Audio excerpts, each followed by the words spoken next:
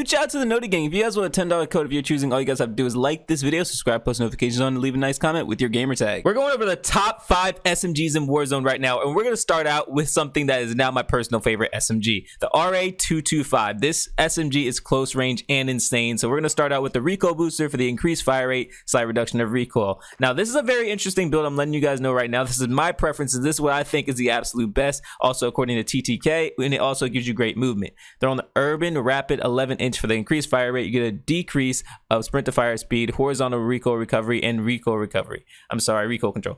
Now we're moving on to the Slate Reflector. You can use Niter if you want to. I think Slate Reflector is better, or you can just use the sight if you want to. Completely up to you. I threw on the Urban Tack for aim walking movement speed, initial firing recoil, aim walking steadiness, and idle sway control. You get a reduction of sprint to fire speed and hip fire accuracy. Now if you don't want to use this, you can use the Valenta LDB or the Kotva, completely up to you. This is just, in my opinion, a great strafe speed build, great movement build, and also high TTK build. We're throwing on steady for the ADS firing move speed. If you don't want to use that, then you can use sleight of hand. If you don't want to use that, you think the recoil is hard, then you can use tight grip for accuracy and recoil during sustained fire.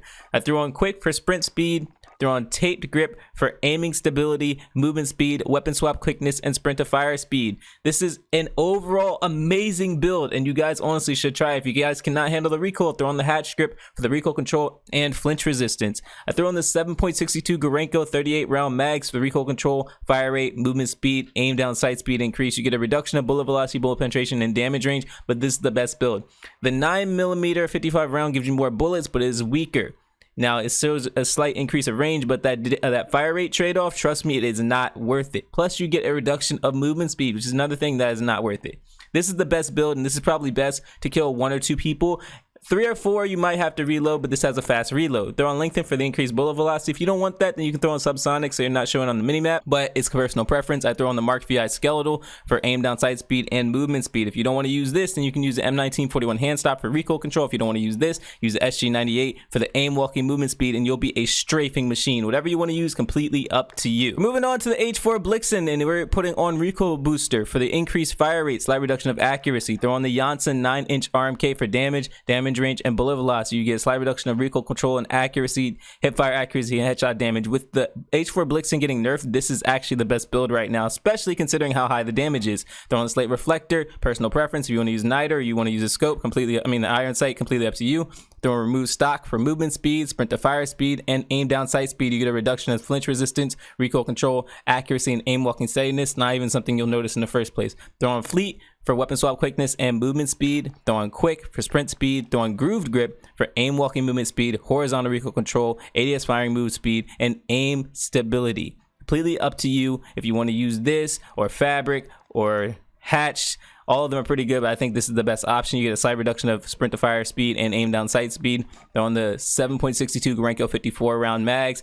It now increases torso damage, which it used to increase headshot damage. That's no longer a thing, but it's now recoil control and accuracy, increased torso damage and magazine ammo capacity. You get a slight reduction of movement speed, bullet penetration, bullet velocity and range, and aim down sight speed. But trust me, this one's worth it. This one's really not worth it at this point. This is really the better option, so go with that. Throw on lengthen for the increased bullet velocity and SG98 compact for aim walking movement speed, reduce scope sway and gun bob. That is the best H4 build. We're gonna move on to the Arma Guerrera though, because I know you guys love this weapon. I'm letting you guys know right now, the RA225 might actually be beating this now.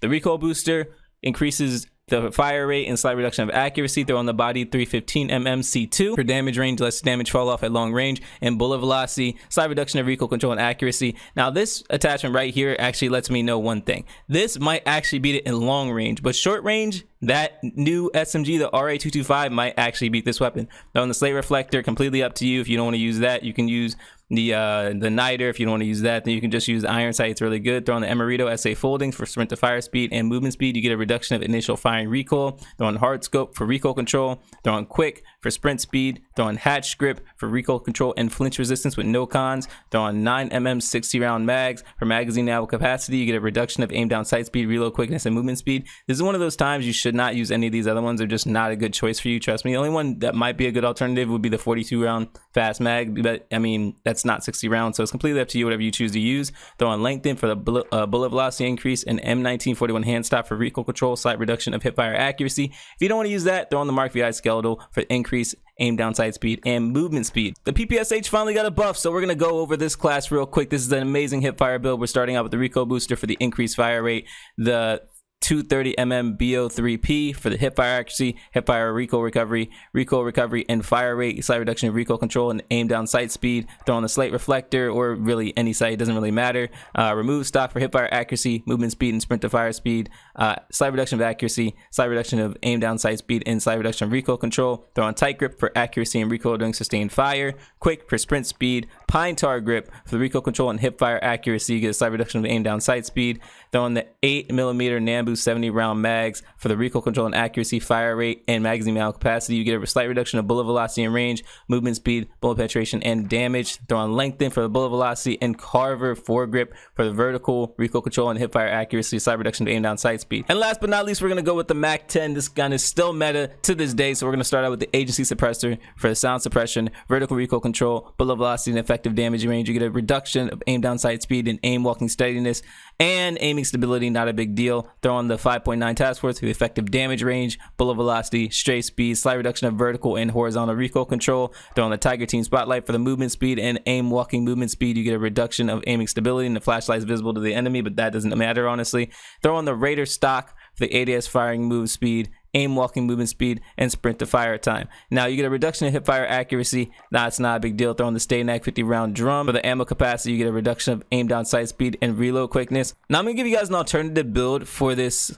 Now I'm gonna give you guys an alternative build for the RA225. This is gonna be more so a long range build, so you guys can use it for sniper support or anything like that. You would use the Mercury silencer for the sound suppression, horizontal recoil control, and bullet velocity. Instead of the Urban Rapid, you would put on the Moravec 18-inch needle for bullet velocity and horizontal recoil control. You give you a slight reduction of hipfire accuracy and aim down sight speed. Slate reflector is still fine. I don't know if you would really stick with this. You probably go with the Valenta or maybe the Valenta Katva for the horizontal recoil control and aim down sight speed.